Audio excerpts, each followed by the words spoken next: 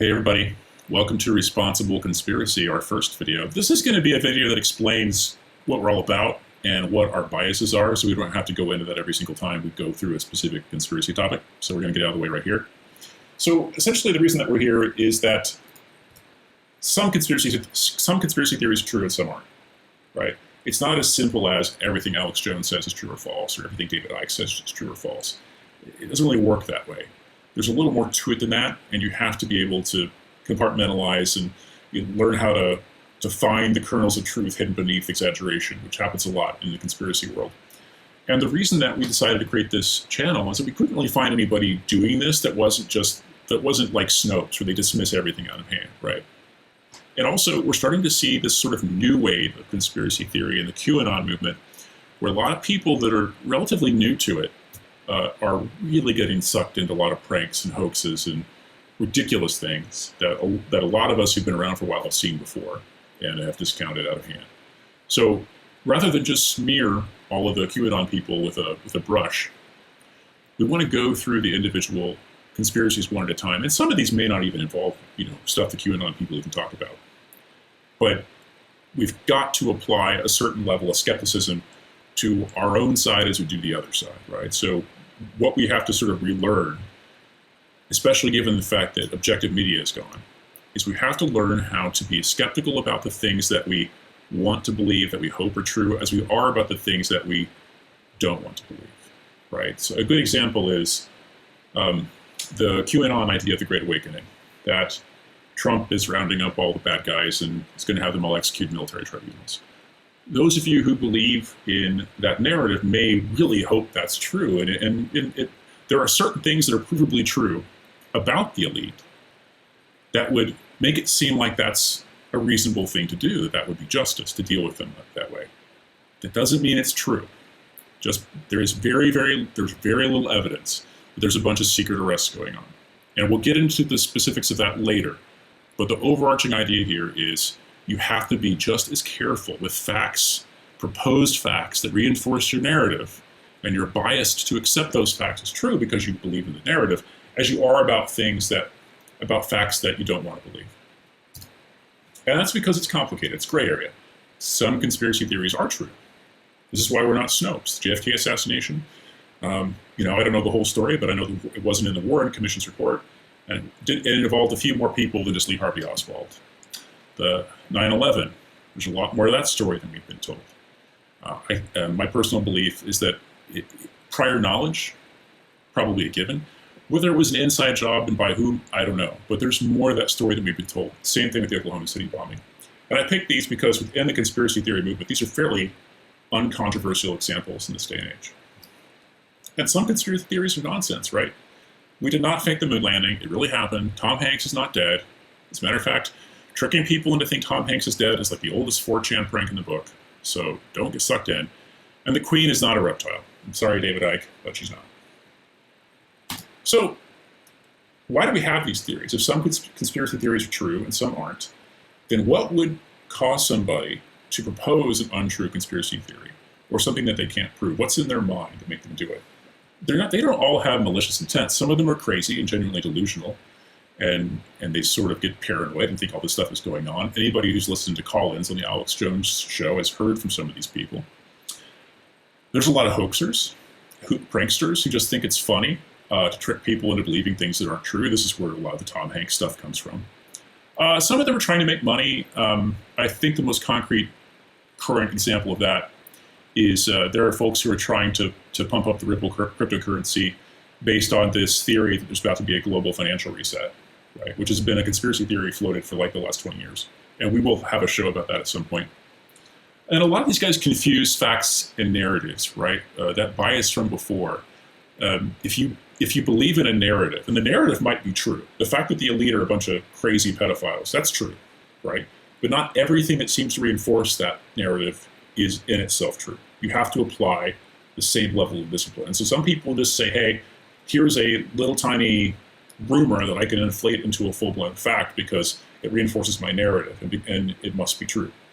Another thing that I didn't put on this list is deliberate disinformation, right? So sometimes there are intelligence operations that are out there trying to plant crazy stories, essentially to discredit conspiracy theory. I think the most concrete example of this is the theory that the moon landing didn't happen. That was put out there, I think, by, I don't know, the government to discredit JFK assassination theories. The timing seems to line up, right? But sometimes that happens.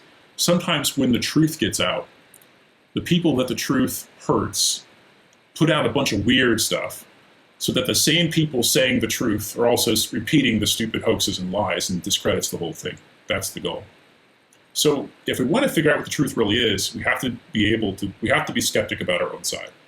You know, it's okay to be a conspiracy theorist and be in this world and be rooting for us, but also apply skepticism to this world. All right, let's talk about us. So here on Responsible Conspiracy, we do have some biases. I'll let you know what they are. Politically, we're center-right libertarians. We're not radicals. We also believe that objective news media is dead. It's dead on both sides, right? There's no CNN and MSNBC have gone their way. And on the right, it's the same thing. Everybody is just pick a narrative and they cherry pick stories that reinforce it, right? So there is almost nowhere you can turn to just find out what's actually going on. But there are lies and facts everywhere. The people that we trust to tell us the truth often lie, or knowingly or unknowingly. And the people that we expect to lie to us every now and then accidentally tell the truth. So you can find things. When you see the same stuff repeated by parties that tend to have different political biases or different narratives, that tends to suggest there might be some truth to it. And again, we don't come to this like Snopes, where we're trying to be elitist snobs, just making fun at everybody in the conspiracy movement. There's a kernel of truth in a lot of this stuff. It's just that in the conspiracy world, we tend to exaggerate, as opposed to stop at what we can prove. We also believe here on the channel that things like socialism versus capitalism, authoritarianism versus libertarianism, although we have our preferences with respect to those spectrums, resolving those questions is not the most important thing we're facing as a society. It's corruption, right? The political and media elite and social elite holding themselves to a different standard, holding all of us to a different standard of themselves. And the reason they do this is they want us essentially to go back to feudalism, to some degree or another. And this is the New World Order conspiracy, whether you think it's the UN or the Bilderbergs or Davos, take your pick. But you have this corrupt elite that wants to be able to get away with a lot of bad stuff. And they need us in check to do it. And that takes some kind of system like feudalism. So we do buy into that overarching narrative, but we're skeptical of, we're not going to accept every argument put forth that advances that narrative unless there's some kind of corroboration. That's why we don't follow the white rabbit around here. Our methodology, well, we look at both sides. We want to know what for a particular conspiracy theory, we want to know what everyone is saying. We want to know if people from different points of view are saying it. We want to know if there's documentation, corroboration, so that we can develop some kind of a degree of confidence that something here is happening. We also don't make faith-based arguments around here. Now, we are Christians, but we're not overly zealous or radical Christians. So we're not going to, even if we feel like there is some kind of biblical implication to something, we're not going to talk about that. We're also not going to consider something that's corroborated by a Bible verse to be a valid argument. You see that a lot in QAnon movement, where when they get cornered, they just say faith, biblical stuff. Joe Biggs, I don't know if he intended to do this or not, but I saw on his show recently he had a big discussion about QAnon, and he kind of said they're the other side of the coin from Antifa. And I think that's true, right? You have, on the sort of leftist woke Antifa side, you have this circular logic, circular self-reinforcing logic, where that's essentially based on faith. You have the same thing in QAnon. Do your own research, but if you didn't come to the same conclusions that I did, you didn't do enough research, right? That's what you see typically in QAnon. And in QAnon, you also see a huge emphasis put on future events, right? Like there's going to be this great awakening. There's going to be an economic reshift. There's going to be a blackout. And these are all articles of faith. So that's what makes a lot of these movements radical, because they're not based on fact or belief, but they're based on faith in some kind of mystical power, right? So there's a lot of crazy stuff going on. And so we also believe that facts and narratives aren't the same thing. So just because a fact that may,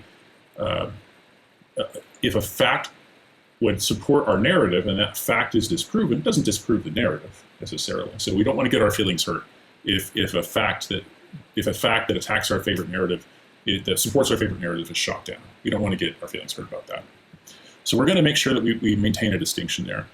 And with some things, the best that you could do is arrive at a degree of probability. And as we get into the adrenochrome conspiracy, we'll talk about this a lot because, you know, the adrenochrome conspiracy is sort of based on the premise that the elites are pedophiles, right? It starts there. And I think that aspect of it's provably true. There's a lot of good examples of people in the elites are into that stuff. But as you get further from pedophilia to full-on adrenochrome stuff, that's when the evidence gets a lot thinner, right? And where the degree of probability starts to go down. And we'll talk about that in more detail once we get into that. So just to leave you with this, we believe in the narrative that bad guys run the world and they want to get away with doing bad stuff. And they want to increase their level of power and control in order to do that. And that's an important truth. That truth has to get out there, but we have to protect it by being responsible with it, right? So we can't just glob onto every crazy theory that comes along. We have to be skeptical of our own people in order to protect the truth so that when the truth comes out, people believe it. And that's what responsible conspiracy is all about. Okay, thanks for watching the About Us video. We'll get on to some real content.